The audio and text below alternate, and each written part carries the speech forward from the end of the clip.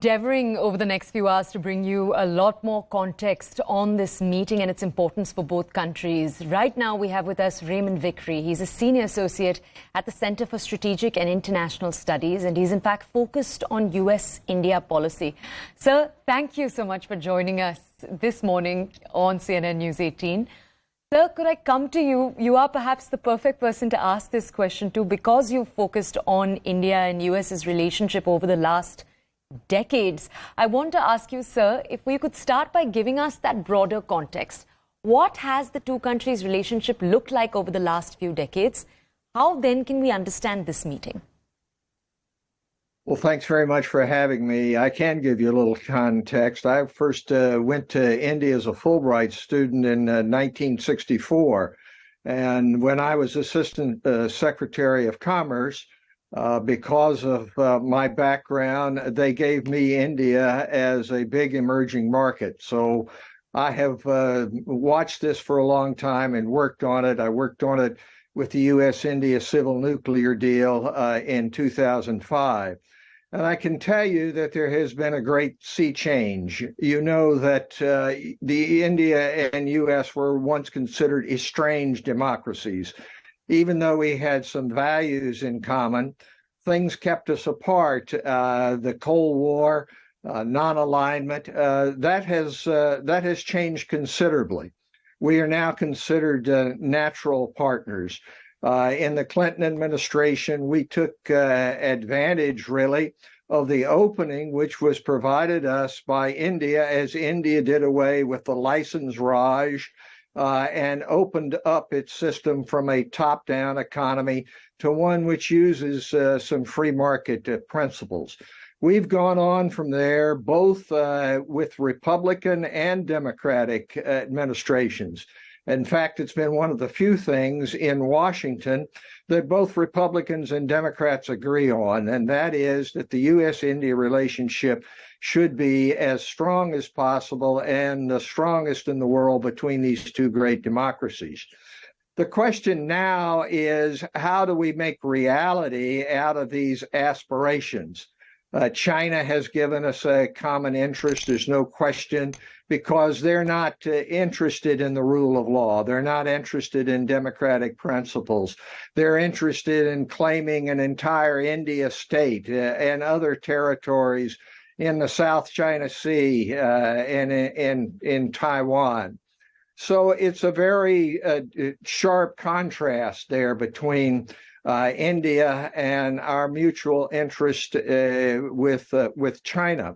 I think that there's also a growing understanding that we have to be able to work together on not just a transactional basis in regard to defense matters. That is, how many drones do you buy or how many exercises do you do?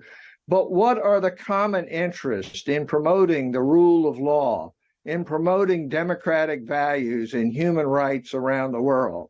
You know, there are people who say, well, you can't talk about values. It's really interests which drive nations.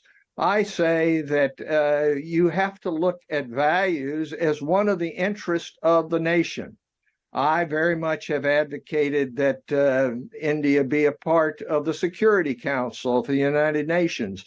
The United States takes that position. It's only China which has really kept India out of being on the Security Council.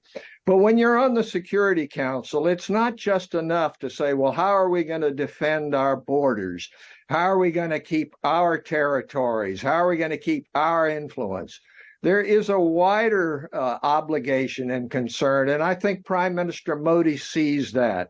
He sees it in regard to the global South. He sees it in regard to what happens in the South China Sea. So that is understood. So now is the question of how do we put flesh on the bones of the relationship far more than we have done in the past. And you can see that there are deals which are going to be announced, the GE engine deal. Today, the United States India Business Council started a two-day seminar on trade and investment with India. having Ambassador Garcetti there and others. But it cannot be accomplished without a lot of work. We come from different backgrounds, even though we were both colonies of the British Crown, and it takes a constant attention to the detail to be able to make these two democracies the strongest partners in the world for peace and prosperity.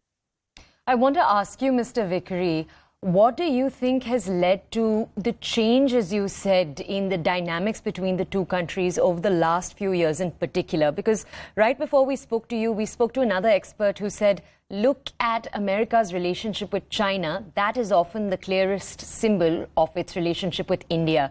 Do you agree? Do you think there are other factors that also need to be featured in?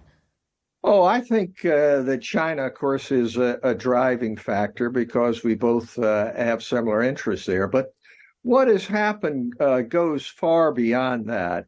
One, you have the ties between India and the United States with a vibrant Indian American community who's worked very hard in regard to the relationship. The economic relationship has grown by leaps and bounds. It's now approaching overall goods and services almost $200 billion a year. India has moved up in regard to what it does in the United States in providing services. And as you can see, there are so many Indian Americans who head major companies over here.